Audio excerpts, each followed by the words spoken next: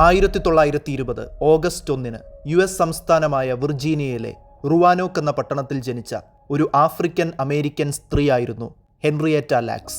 കാര്യമായ സമ്പാദ്യങ്ങളൊന്നുമില്ലാത്ത ഒരു പാവപ്പെട്ട പുകയില കർഷകയായ വീട്ടമ്മയായിരുന്നു അവർ. ഹെൻറിയേറ്റയുടെ ഭർത്താവിൻ്റെ പേര് ഡേവിഡ് ലാക്സ് എന്നായിരുന്നു. അവർക്ക് 5 മക്കളുണ്ടായിരുന്നു. തൻ്റെ 30ാമത്തെ വയസ്സിൽ 1951 ഒക്ടോബർ 4 സെർവിക്കൽ ക്യാൻസർ മൂർച്ഛിച്ച് ഹെൻറിയേറ്റ മരണപ്പെട്ടു. US സ്റ്റേറ്റായ മേരിലാൻഡിലെ ബാൾട്ടിമോർ എന്ന പട്ടണത്തിൽ സ്ഥിതി ചെയ്യുന്ന ജോൺസ് ഹോപ്കിൻസ് ഹോസ്പിറ്റലിൽ ചികിത്സയിലായിരിക്കുമ്പോഴായിരുന്നു അവരുടെ മരണം.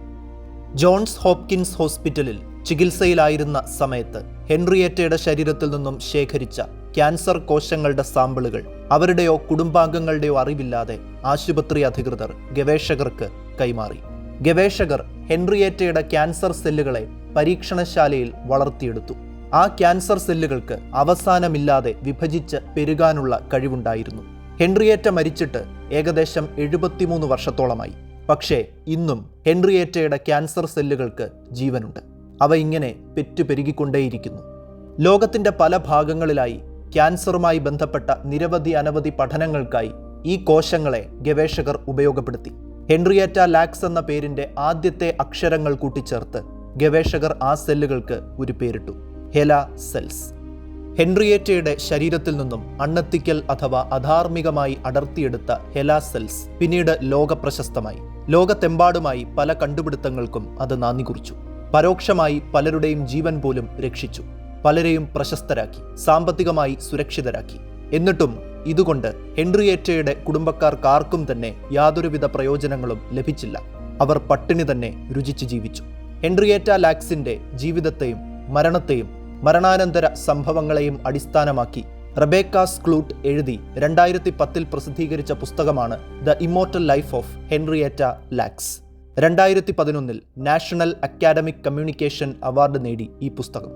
മെഡിക്കൽ ഗവേഷണ രംഗങ്ങളിൽ നടക്കുന്ന അധാർമികതയെ ചൂണ്ടിക്കാണിച്ചൊരു പുസ്തകമായിരുന്നു ഇത്. ഹെൻറിയേറ്റയ്ക്ക് സെർവിക്കൽ ക്യാൻസർ ആയിരുന്നു എന്ന് പറഞ്ഞല്ലോ. സ്ത്രീകളുടെ പ്രത്യുൽപാദന വ്യവസ്ഥയുടെ ഭാഗമായ വജൈനയെ യൂട്രസിലേക്ക് ബന്ധിപ്പിക്കുന്ന ഭാഗമാണ് സെർവിക്സ്. സെർവിക്സിലുണ്ടാകുന്ന ക്യാൻസറാണ് സെർവിക്കൽ ക്യാൻസർ. ഭൂരിഭാഗം സെർവിക്കൽ ക്യാൻസറുകൾക്കും കാരണമാകുന്നത് ഹ്യൂമൻ പാപ്പിലോമ വൈറസ് അഥവാ HPV എന്ന വൈറസാണ്. ശരീരത്തിലെ സാധാരണ കോശങ്ങൾക്ക് ജനിതക വ്യതിയാനം അഥവാ മ്യൂട്ടേഷൻ സംഭവിക്കുമ്പോൾ അവ ക്യാൻസർ സെല്ലുകളായി മാറും. തുടർന്ന് ഭ്രാന്തു പിടിച്ചതുപോലെ വിഭജിക്കും. ശരീരത്തിന്റെ മറ്റുള്ള ഭാഗങ്ങളിലേക്ക് മെറ്റാസ്റ്റാസിസ് എന്ന പ്രക്രിയ വഴി പടരും. സാധാരണ കോശങ്ങൾക്കിടയിലേക്ക് നുഴഞ്ഞു കയറും. സാധാരണ കോശങ്ങൾക്ക് കിട്ടേണ്ട പോഷകങ്ങൾ വലിച്ചെടുക്കും. ക്യാൻസർ ബാധിച്ച് ഒരാൾ മരിച്ചാലും ക്യാൻസർ സെല്ലുകൾ മരിക്കില്ല. അവറ്റകൾ ചിരഞ്ജീവികളാണ്, ഇമ്മോർട്ടൽ. നമ്മുടെ ശരീരത്തിലെ എല്ലാ കോശങ്ങളിലും ജീനുകളെ വഹിക്കുന്ന DNA അഥവാ ഡിയോക്സി റൈബോന്യൂക്ലിക് ആസിഡ് എന്ന് വിളിക്കുന്ന 2 ഇഴകളുള്ള തന്മാത്രകൾ ഉണ്ട്. ഈ കോശങ്ങൾ വിഭജിക്കുന്നതിനനുസരിച്ച് ഈ DNA തന്മാത്രകളുടെ അഗ്രഭാഗം മുറിഞ്ഞ് ചെറുതായിക്കൊണ്ടേയിരിക്കും. ഇതുകൊണ്ട് ഒരു പരിധിയിൽ കൂടുതൽ ഈ കോശങ്ങൾക്ക് വിഭജിച്ച് പെരുകാനാവില്ല. ഈ പരിധിയെ ഹേഫ്ലിക് ലിമിറ്റ് എന്ന് വിളിക്കുന്നു. ഈ പരിധി കഴിഞ്ഞാൽ എല്ലാ കോശങ്ങൾക്കും കോശമരണം അഥവാ അപ്പോപ്ടോസിസ് അല്ലെങ്കിൽ PCD പ്രോഗ്രാംഡ് സെൽ ഡെത്ത് സംഭവിക്കും. എന്നാൽ ക്യാൻസർ കോശങ്ങളിൽ കൂടിയ അളവിൽ കാണപ്പെടുന്ന ടീലോമറേസ് എൻസൈം DNAയുടെ അഗ്രഭാഗങ്ങൾ മുറിഞ്ഞു പോകാതെ സംരക്ഷിക്കും. അതുകൊണ്ട് ക്യാൻസർ കോശങ്ങൾക്ക് പരിധികളില്ലാതെ മരണമില്ലാതെ എത്ര വേണമെങ്കിലും വിഭജിക്കാനാകും. പ്രായം കൂടുന്നതിനനുസരിച്ച് മനുഷ്യരുടെ അവയവങ്ങൾ ശരിയായി പ്രവർത്തിക്കാതെ വരുന്നതിനും ആരോഗ്യം ക്ഷയിക്കുന്നതിനും ഒടുക്കം മരണം സംഭവിക്കുന്നതിനും ഉള്ള കാരണം ഈ ഹേഫ്ലിക് ലിമിറ്റാണ് എന്ന് പറയാം. മെഡിക്കൽ രംഗത്ത് സംഭവിക്കുന്ന അധാർമിക പ്രശ്നങ്ങളുടെ ഒരു ഉദാഹരണം മാത്രമാണ് ഹെൻറിയേറ്റയുടെ കഥ. ഇതിൽ കൂടുതൽ സംഭവങ്ങൾ നടക്കുന്നുണ്ട്.